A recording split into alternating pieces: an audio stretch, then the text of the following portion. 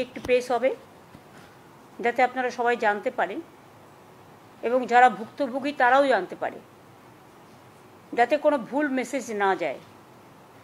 সেই জন্য মনে রাখবেন, আমরা যারাই সরকার চালাই বা যেখানেই থাকি না কেন, আমাদের প্রত্যেককেই একটা আইন মেনে চলতে হয়,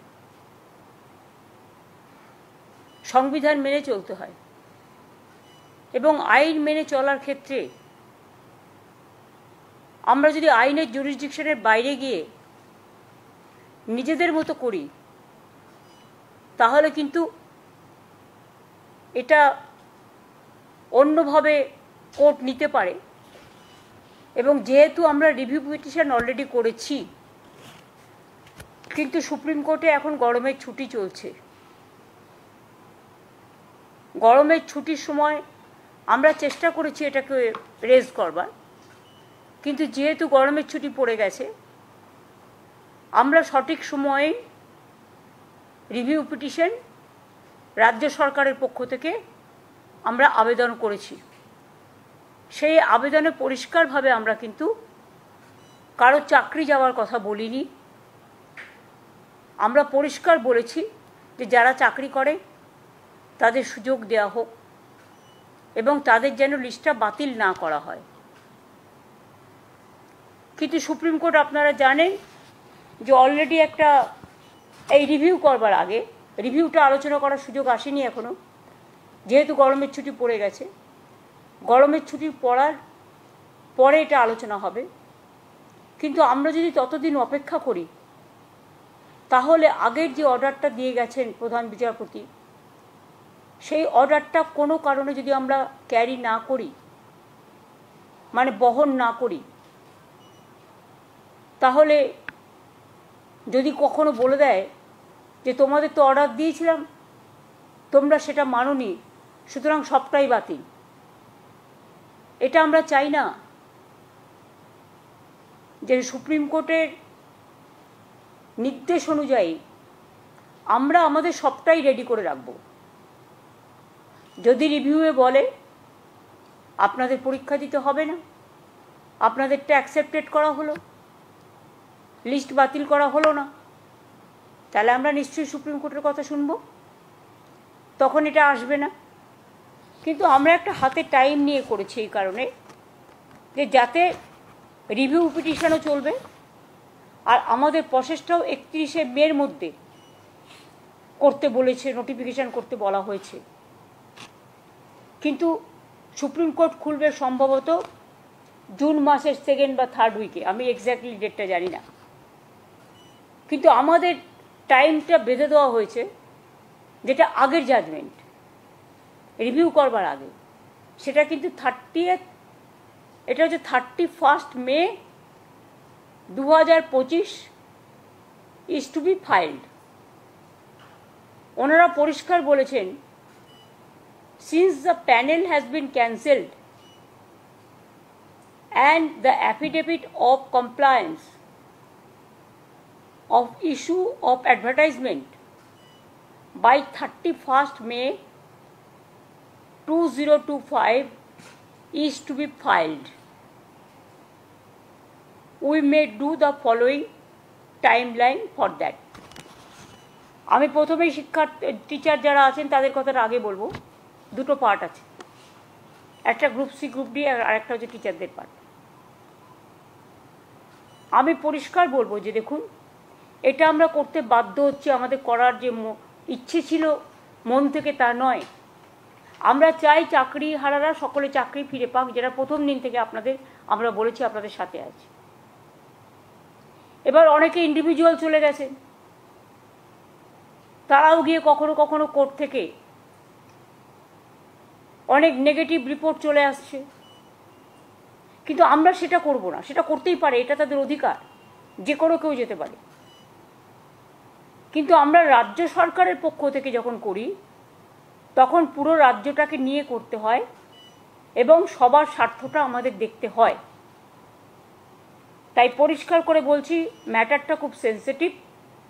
প্রেস মিডিয়াকে আমি অনুরোধ করব যে আপনারা দয়া করে কোনো কথা আমার কোনো লাইন আমাদের ডিস্টর্ট করবেন না এবং নেগেটিভ এবং ন্যারেটিভ দেবেন না, কারণ আমরাও কিন্তু সবটা রেকর্ড করে রাখছি, কারণ সুপ্রিম কোর্ট এটা আমাদের পেশ করতে হতে পারে।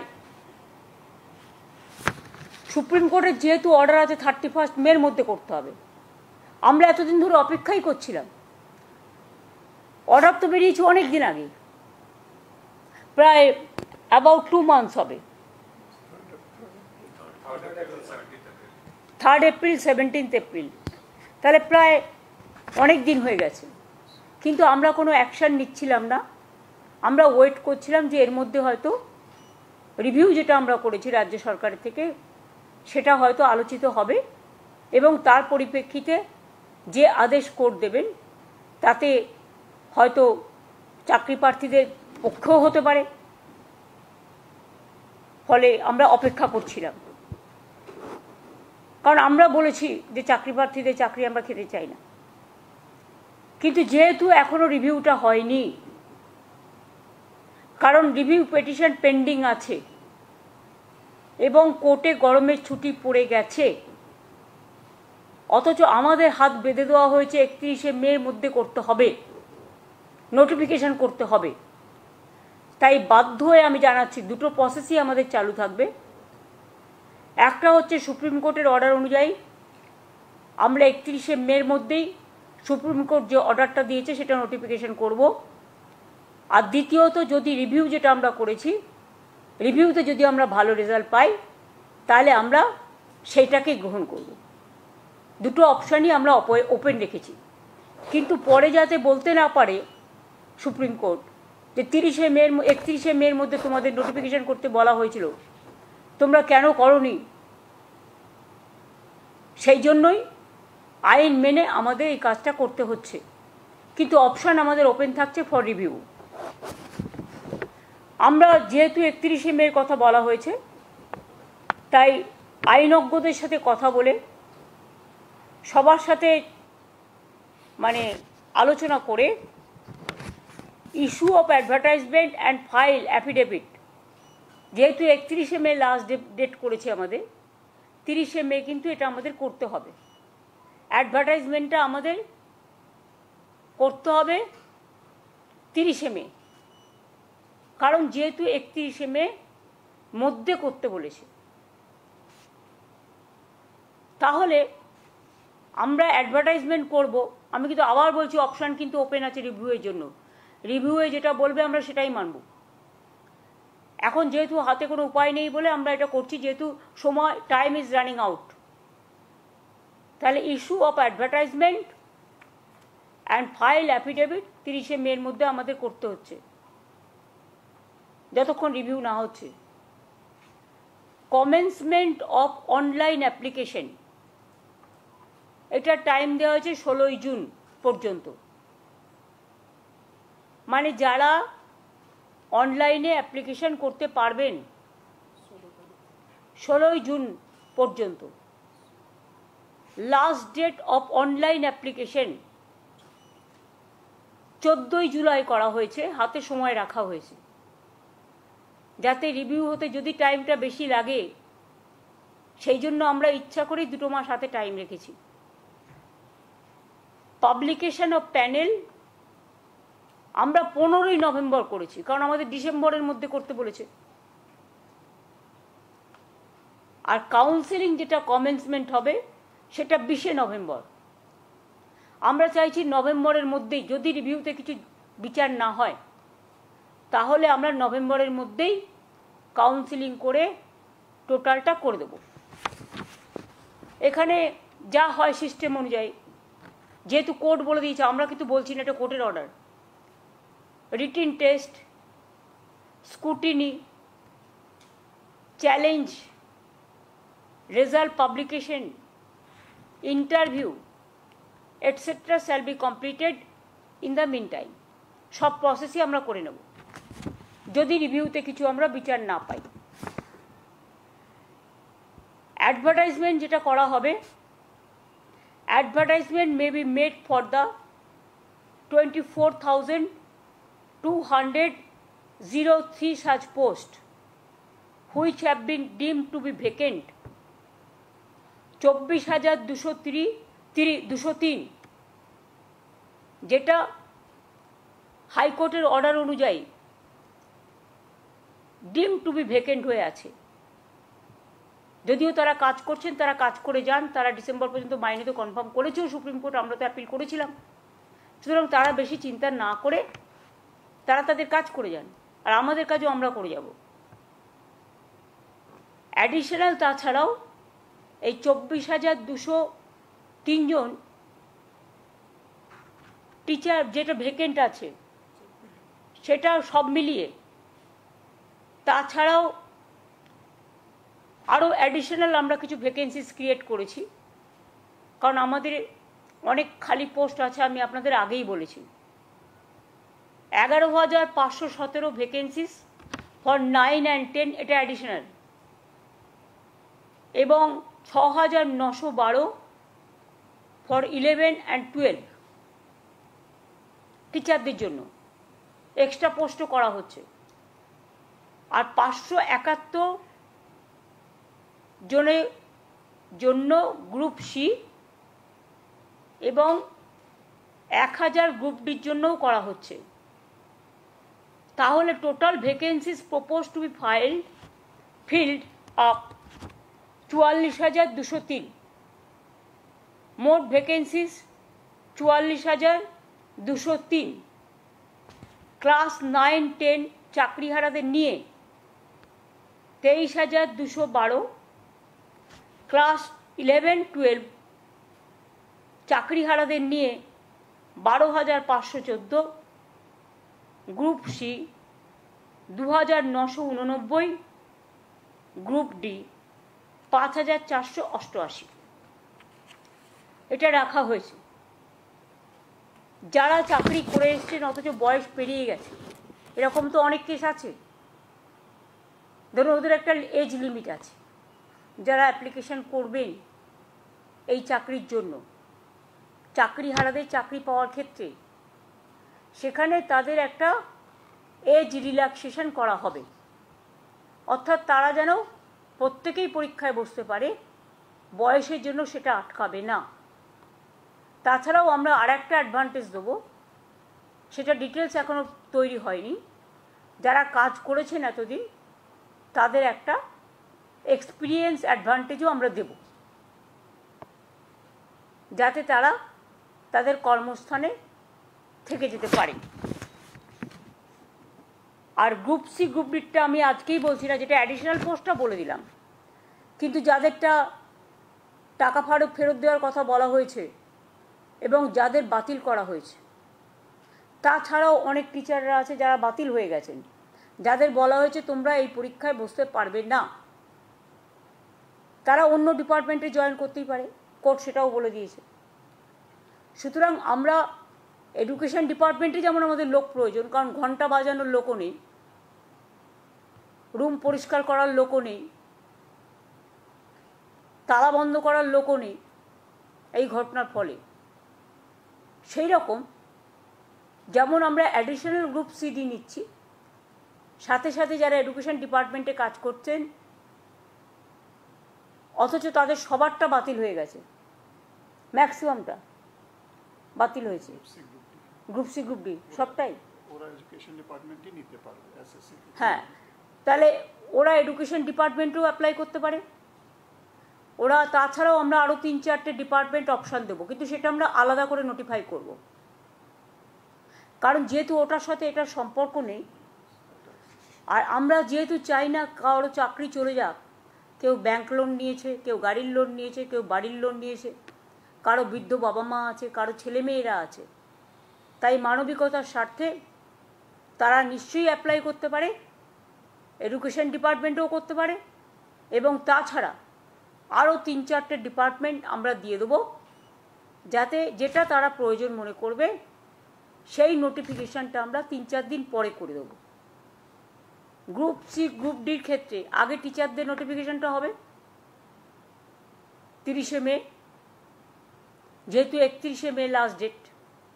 আর গ্রুপ সি গ্রুপ ডি যেটা বাতিল করে দিয়েছে যে লিস্ট, তাদের জন্য আমরা অন্য ব্যবস্থা করব, অল্টারনেটিভ দেখব, রিভিউয়ে যদি কিছু হয় বেটার, না হলে আরও যত ডিপার্টমেন্ট আছে সুপ্রিম কোর্ট বলেছে যে আপনারা পোস্ট ক্রিয়েট করে তাদের নিতে পারেন। সুতরাং আমরা 3-4টে ডিপার্টমেন্টকে বেছে নেব, সেটা কথাবার্তা চলছে, আইনজীবীদের পরামর্শও নেওয়া হচ্ছে এবং সেটা আমরা 31শে মে টিচারদেরটা করার পরে অ্যাফিডেভিট আমরা 3-4 দিন পরে গ্রুপ সি ডিটটা আলাদা করে করব, মানে যাদের চাকরি চলে গেছে। আর বাদবাকিটা আমার মনে হয় রিভিউয়ের জন্য আমাদের অপেক্ষা করা উচিত। এখনই একথা বলা উচিত না আমরা পরীক্ষা দেব না, দিচ্ছি না, দিতে পারবো না, তাহলে তো চাকরিটাই থাকবে না। এটা তো আমাদের অর্ডার নয়, এটা সরকারের অর্ডার নয়, এটা আমাদের কিছু উদ্দেশ্য প্রণোদিতভাবে কিছু স্বার্থপর মানুষ গভর্নমেন্ট কোর্টে গিয়ে এটা ক্যান্সেল করেনি লিস্ট, তারা লিস্টটা বাতিল করেছেন তাদের নিজেদের স্বার্থে। আজকে তারা আবার বন্ধু হয়ে ঢোকবার চেষ্টা করছে। আমি শিক্ষার্থীদের বলবো, শিক্ষক শিক্ষিকা গ্রুপ সিডি যারা আছেন আমার কাছে সবাই সমান।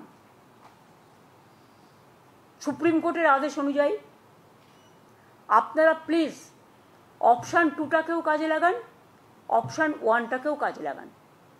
অপশান 1 যদি হাত থেকে বেরিয়ে যায়, তারপরে যদি অপশান 2 রিভিউ করেও আমরা যদি বিচার না পাই, তাহলে কিন্তু আপনাদের আর সুযোগ থাকবে না চাকরিটা ফিরে পাওয়ার।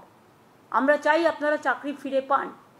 অপশান 1টাও হাতে রাখুন, যথাসময়ে অ্যাপ্লিকেশনটা ফেলে রাখুন, পরীক্ষায় ডাকলে যাবেন।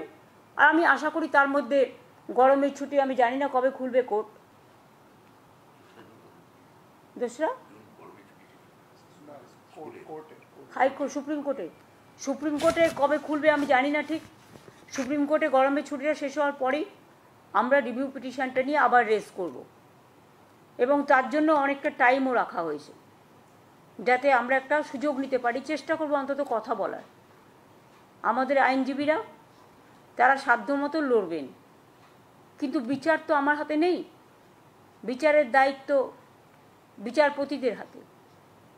সুতরাং আমরা মানবিকভাবে তুলে ধরব যাতে তাদের লিস্টটা বাতিল করা না হয় এবং তারা যেন চাকরিতে সুযোগ পায়, যেটা করে যাচ্ছে সেটা থেকে যেন বিরত না হয়।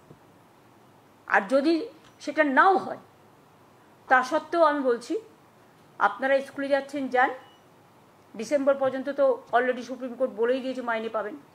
আর তার মধ্যে আপনারা পরীক্ষাটায় বসুন, আপনাদের এজ রিল্যাক্সেশনও করা হচ্ছে, এক্সপিরিয়েন্স ব্যাপারটাও দেখা হচ্ছে। সুতরাং আমি আশা করি আপনারা যথাযথ জায়গায় ফিরে আসার জন্য মর্যাদা সহকারে সসম্মানে নিজেদেরটা রক্ষা করুন। নিশ্চয়ই সুযোগ আসবে, সুযোগটার সদ্ব্যবহার করুন। আমার এইটুকু অনুরোধ থাকলো। এটা আমি বাধ্য হয়ে করলাম, কারণ কোর্টের অর্ডার আমি যদি না মানি, তাহলে 26,000 টিচারদের যাদের কেস কোর্টে পড়ে আছে, বাতিল করে দিয়েছে যে লিস্ট, তাতে তারা বিপদে যাতে না পড়েন সেই জন্যই আমাদের অপশান 1 অপশান 2 রাখতে হয়েছে। অপশান 1 এটা কোর্টের ভার্ডিক্ট অনুযায়ী, অপশান 2 আমরা আবার রিভিউ করেছি। আমরা চেষ্টা করব যাতে ওদের না বসতে হয়, যাতে ওদের করতে না হয় সেটা। কিন্তু আমাদের কথাই তো শেষ কথা নয়, আমরা হয়তো একটা চাইছি, ওরা না চাইতেও পারেন। সেক্ষেত্রে আমরা আমাদের সাধ্যমতো চেষ্টা করে যাব। আর তাতেও যদি না হয়, অপশান 1-এ যান। ভয় পাচ্ছেন কেন? চাকরি তো করছেন, করে যান না। বাদবাকিতে সব কিছু আমার পক্ষে বলা সম্ভব নয়, আমাকে আইন মেনেই করতে হবে। কারো 40 বছর পেরিয়ে গেছে, 40 বছর পর্যন্ত চাকরির বয়স, কারো 35 বছর পর্যন্ত চাকরির বয়স। সুতরাং they will get the opportunity. 40 পর্যন্ত মনে এজ আছে, হ্যাঁ 40 পর্যন্ত। যাদের ইভেন 40 পেরিয়েও গেছে তাদেরটাও এজ রিল্যাক্সেশন করা হবে। এটা সুপ্রিম কোর্টের জাজমেন্টেই এক জায়গায় আছে। প্লাস এতদিন কাজ করেছেন, জীবনের যে অভিজ্ঞতা, সেটাও আপনার একটা প্লাস পয়েন্ট থাকবে। এইটুকু আমার বলার ছিল। আমি আপনাদের আবেদন করব যে এইটা নিয়ে প্লিজ দয়া করে কেউ টিআরপি রেট বাড়াবার জন্য আমার মুখের কথা ডিস্টর্ব করবেন না, কারণ এটা কিন্তু আমাদের কোর্টকেও প্লেস করতে হবে যে আমরা নোটিফিকেশান করবার আগে প্রেস মিডিয়াকে কনফিডেন্সে নিয়ে এই কথাগুলো বলেছি, এবং তারপরেই আমরা কিন্তু নোটিফিকেশানটা করব। আপনাদের আগে জানালাম, তারপরে আমরা করব। আজকে দেখুন 27 তারিখ হয়ে গেল, তো আমাদেরও তো নোটিফিকেশান করবার জন্য লয়ারদের কনসাল্ট করে, ডিপার্টমেন্টকে কনসাল্ট করে আমাদের কাজটা করতে হবে। সেই জন্য 2 দিন আমরা হাতে রেখেছি, আর তো আমার হাতে টাইম নেই। কিন্তু রিভিউ পিটিশনটা আমরা স্ট্রংলি লড়বো, এটা আপনাদের আমি বলতে পারি। এটাই আজকে বলার ছিল, যাতে সবাই জানতে পারে। সেই জন্যই আমি ফেস টাইমে আগে থেকে বলে দিয়েছিলাম যে আপনারা লক্ষ্য রাখুন, যাতে কারো কথা শুনে কাকে কান নিয়ে পালিয়েছে বলে আমরা না দৌড়াই। নিজে কানে শুনে নিজস্বভাবে চাকরিটাকে বজায় রাখার জন্য যা যা করার করুন। আমরা আপনাদের সাথে ছিলাম, আছি, থাকব।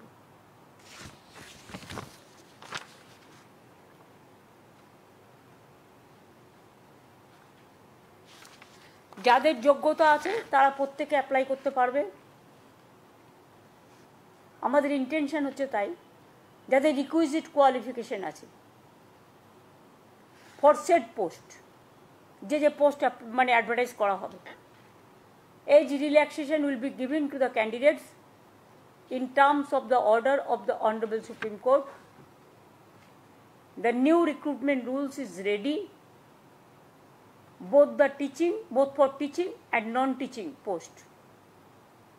An advertisement have been drafted and have been examined by the law department and legal team.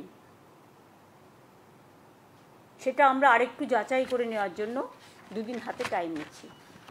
এই পর্যন্ত আমার বলার ছিল, আমি এটুকুই বললাম। আশা করি এটা নিয়ে 26,000 টিচারদের ব্যাপার আছে, জলঘোলা করবেন না কেউ। টিচারদের আমি ত্রিপুরাতেও দেখেছি 10,000 টিচার ছাঁটাই হয়ে যাওয়ার পরে প্রতিশ্রুতি দেওয়া সত্ত্বেও বর্তমান সরকার সেখানে যারা আছেন করেন তো নি, উপরন্তু লাঠি মেরেছেন, মাথা ফাটিয়ে দিয়েছেন সবাইকে। ইউপিতেও 69,000 টিচারের চাকরি চলে গেছে, এমনকি আরও অনেক রাজ্যে প্যানেল ক্যান্সেল হয়ে গেছে। আপনারা মধ্যপ্রদেশে দেখেছেন ভ্যাপাম কেস নিয়ে কি হয়েছে, কতজন মারা গেছে, আজ পর্যন্ত মানুষ বিচার পায়নি। কিন্তু আমরা বিচারের বাণী যাতে নীরবে নিভৃতে না কাঁদে, কবিগুরু রবীন্দ্রনাথ ঠাকুরের কোটেশন অনুযায়ী আমরা চাই বিচারের সাথে, মর্যাদার সাথে, সসম্মানের সাথে আপনারা কাজটা করুন, যাতে সমাজ উপকৃত হতে পারে। ধন্যবাদ।